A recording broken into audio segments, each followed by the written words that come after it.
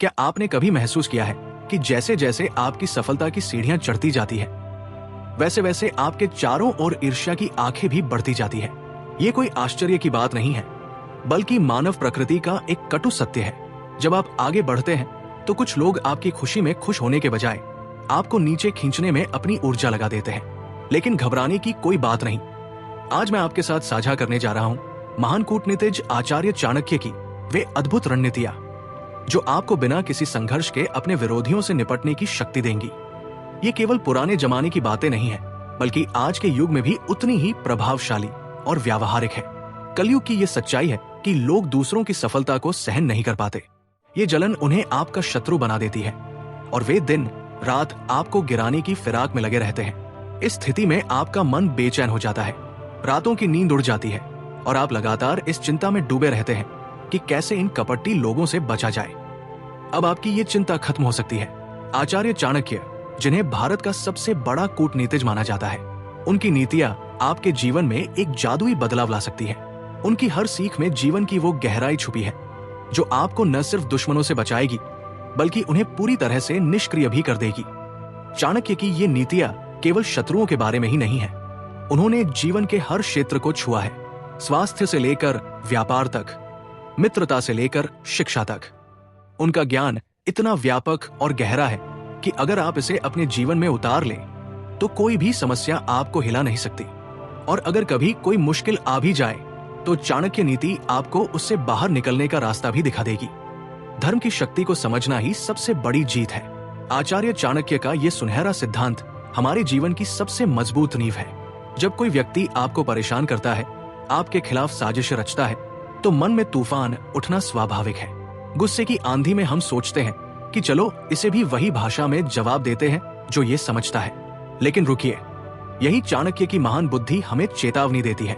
धर्म कोई कमजोरी नहीं है, बल्कि ये ब्रह्मांड की सबसे शक्तिशाली शक्ति है। जब आप धर्म के मार्ग पर चलते हैं तो पूरा ब्रह्मांड आपके साथ खड़ा हो जाता है। महाभारत का युद्ध इसका सबसे प्रबल उदाहरण है। एक तरफ थे 100 कौरव भाई, अपार सेना, असीमित संसाधन, और दूसरी तरफ केवल 5 पांडव। लेकिन क्या हुआ? धर्म की जीत हुई, क्योंकि पांडवों के साथ सत्य था, न्याय था और सबसे बढ़कर स्वयं श्री कृष्ण थे। ये सोचकर मत भटकिए कि आप अपने दुश्मन को पूरी तरह खत्म कर देंगे। चाणक्य की गहरी दृष्टि कहती है कि मनुष्य के वश में सिर्फ एक ही चीज है, अपने शत्रु को इतना प्रभावित करना, इतना डराना कि वो फिर कभी आपसे शत्रुता करने की हिम्मत ना करे। ये डर हिंसा से नहीं, बल्कि आपके चरित्र की दृढ़ता से, आपकी सत्य निष्ठा से, आपके धर्म के प्रति समर्पण से आता है। जीवन और मृत्यु के मालिक तो केवल परमेश्वर है, हम सिर्फ अपने कर्म के मालिक हैं, फल के नहीं। जब आप धर्म के साथ चलते हैं तो आपको लड़ने की जरूरत ही नहीं पड़ती। आपका धर्म ही आपका कवच बन जाता है, आपका धर्म ही आपकी तलवार बन जाता है। और सबसे अद्भुत बात यह है कि इस तरह जीतने से आपको कभी पछतावा नहीं होता, बल्कि आत्मा में गहरी शांति और संतुष्टि मिलती है। मूर्खता का जहर आपकी सफलता को निगल सकता है। आचार्य चाणक्य की ये नीति आज के जमाने में सोने जैसी है। क्या आपने कभी देखा है कि कुछ लोग हमेशा दूसरों में कमी ढूंढते रहते हैं? वे आपके हर अच्छे काम में भी बुराई खोज लेते हैं, आपकी हर सफलता को भाग्य बता देते हैं और आपकी मेहनत को नकार देते हैं। ये वही लोग हैं जो चाणक्य ने मूर्ख कहे हैं। इनकी आंखें कभी अंदर की तरफ नहीं देखती। जब इनसे कोई गलती होती है तो 1000 बहाने तैयार रहते हैं। परिस्थितियां गलत थी, लोगों ने साथ नहीं दिया, किस्मत खराब थी, ऐसे ना जाने कितने कारण मिल जाते हैं। लेकिन जब आप कामयाब होते हैं तो इनको तुरंत आपके अंदर की कमियां दिखने लगती हैं। सबसे खतरनाक बात यह है कि ये लोग आपको अपनी नकारात्मकता के जाल में फंसाने की कोशिश करते हैं। आपको लगता है कि शायद आप वाकई गलत हैं, शायद आप में कोई बड़ी कमी है। धीरे धीरे आपका आत्मविश्वास डगमगाने लगता है। चाणक्य कहते हैं, इनसे बचिए, इनके सामने अपनी ऊर्जा बर्बाद मत कीजिए। आप चाहे कितना भी सही करें, चाहे कितना भी सच बोले, ये आपको गलत साबित करके ही दम लेंगे। ये आपके स्वर्ण को भी मिट्टी साबित कर देंगे और अपनी मिट्टी को हीरा बताएंगे। इनसे दूर रहना कायरता नहीं, बुद्धिमानी है। जब आप अपना समय और ऊर्जा सकारात्मक लोगों के साथ बिताते हैं तो आप तेजी से आगे बढ़ते हैं। जब आप मूर्खों को समझाने में अपनी शक्ति खर्च करते हैं तो आप वही के वही रह जाते हैं। समझदार लोग अपना रास्ता चुनते हैं, मूर्ख लोग बहाने चुनते हैं। आपका सबसे बड़ा शत्रु वो है जिसे आपने कमजोर समझ लिया है। आचार्य चाणक्य की ये सबसे गहरी और खतरनाक सच्चाई है। कितने महान योद्धा, कितने शक्तिशाली राजा सिर्फ इसलिए हार गए कि उन्होंने अपने दुश्मन को हल्के में ले लिया था। जब आपके चारों ओर विरोधी खड़े हो जाएं, जब लगे कि सारी दुनिया आपके खिलाफ है, तब सबसे पहले अपने दिल की धड़कन को काबू में रखिए। घबराहट आपकी सबसे बड़ी दुश्मन है। जो व्यक्ति भयभीत होकर मैदान छोड़ देता है, वो अपनी आधी ताकत वही हार जाता है। डर एक ऐसा जहर है जो आपकी सोचने की शक्ति को खत्म कर देता है। इसके बजाय एक बाज की तरह सतर्क रहिए। हर चाल पर नजर रखिए। आपका शत्रु कब सोता है, कब उठता है, किससे मिलता है, क्या योजना बना रहा है, सब कुछ जानिए, क्योंकि जानकारी ही शक्ति है। आपका शत्रु जितना आपको जानता है, आपको उससे कहीं ज्यादा उसे जानना होगा। चाणक्य की यह रणनीति अद्भुत है। अगर आपका दुश्मन आपके बराबर है तो विनम्रता से काम लीजिए। कभी कभी मधुर वचन तलवार से भी ज्यादा घातक होते हैं। अगर वो आपसे ताकतवर है तो उसकी ही भाषा बोलिए।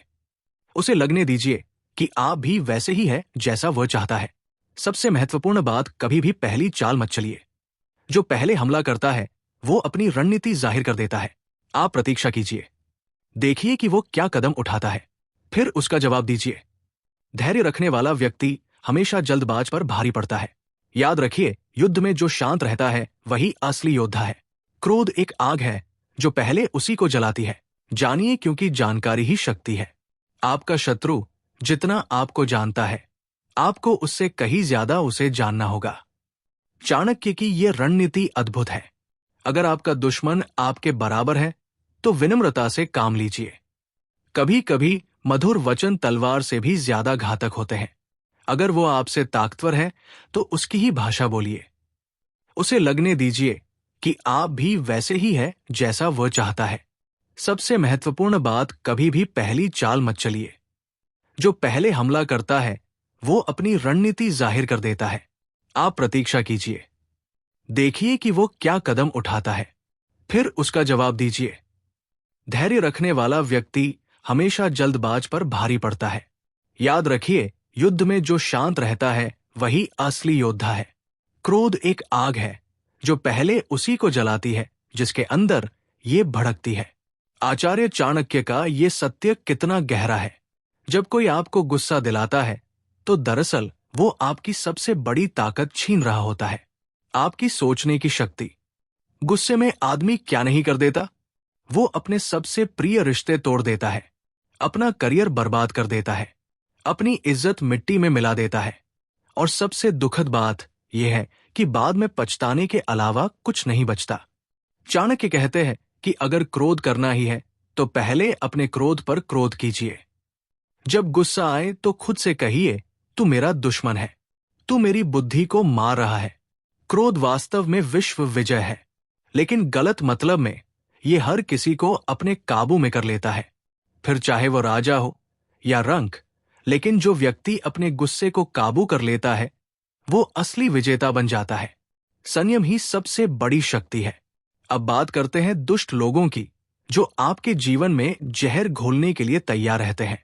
ये वो लोग हैं जिनकी नीयत में कालिक है, जो आपकी भलाई नहीं चाहते। चाणक्य इन्हें पिशाच कहते हैं, क्योंकि ये आपकी सकारात्मक ऊर्जा को चूस लेते हैं। सबसे खतरनाक बात यह है कि दुष्ट लोग कभी नहीं बदलते। आप सोचते हैं कि प्रेम से, धैर्य से समझाने से शायद ये सुधर जाए, लेकिन चाणक्य कहते हैं, जैसे पत्थर कभी मुलायम नहीं होता, वैसे ही दुष्ट व्यक्ति अपना स्वभाव नहीं छोड़ता। आप जितनी कोशिश करेंगे उतना ही नुकसान उठाएंगे। इनसे दूर रहना कायरता नहीं, समझदारी है। जब आप पत्थर पर सिर मारते हैं तो पत्थर का कुछ नहीं बिगड़ता, आपका ही सिर फूटता है। इसीलिए बुद्धिमान लोग दुष्टों से दूरी बनाकर रखते हैं। अपनी ऊर्जा उन लोगों पर लगाइए जो आपकी तरक्की चाहते हैं, ना कि उन पर जो आपको गिराना चाहते हैं। कभी कभी दुष्टता का इलाज केवल दुष्टता की भाषा में ही हो सकता है। आचार्य चाणक्य की ये आखिरी नीति सबसे संवेदनशील और गहरी है। जब सामने वाला व्यक्ति आपकी विनम्रता का फायदा उठाता है, आपकी शालीनता को कमजोरी समझता है, तब मजबूरी में कठोरता दिखानी पड़ती है। लेकिन ध्यान दीजिए, ये कठोरता अंधी नहीं है। भगवान कृष्ण ने गीता में यही समझाया है कि अगर आपकी कढ़ाई से लोगों का भला होता है, अगर अन्याय रुकता है, अगर सच्चाई की जीत होती है तो वो कढ़ाई पाप नहीं पुण्य है। जैसे सर्जन को ऑपरेशन के दौरान चीरा लगाना पड़ता है मरीज को बचाने के लिए, वैसे ही कभी कभी समाज को बचाने के लिए कठोर कदम उठाना पड़ता है। परंतु यहां सबसे महत्वपूर्ण बात यह है कि इस कठोरता के दौरान भी धर्म को नहीं छोड़ना है। गुस्से में आकर कुछ भी कर देना और न्याय संगत कठोरता दिखाना, इन दोनों में जमीन आसमान का फर्क है। जब आप लड़ाई के दौरान भी धर्म को याद रखते हैं तो आप भयंकर पापों से बच जाते हैं।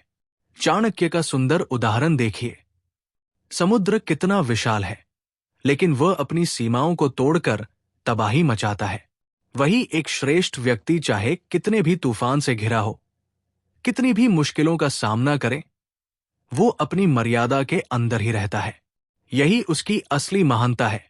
इसीलिए सबसे बड़ी जरूरत है शांति बनाए रखने की। क्रोध वास्तव में यमराज के समान है। ये आपकी सोच को मार देता है, आपके चरित्र को मार देता है, आपके रिश्तों को मार देता है।